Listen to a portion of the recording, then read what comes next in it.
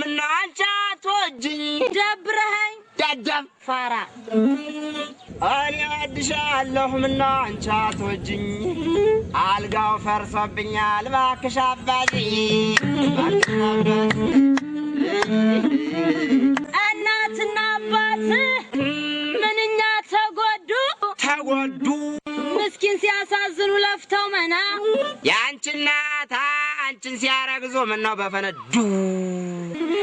እናትና አባት ምንኛ ተጎዱ 9 ወር አርግዘው ቁሌታም ሻፋዳ ወለዱ ብትበይ ብትገዘች ሌቦ ማናምኖሽ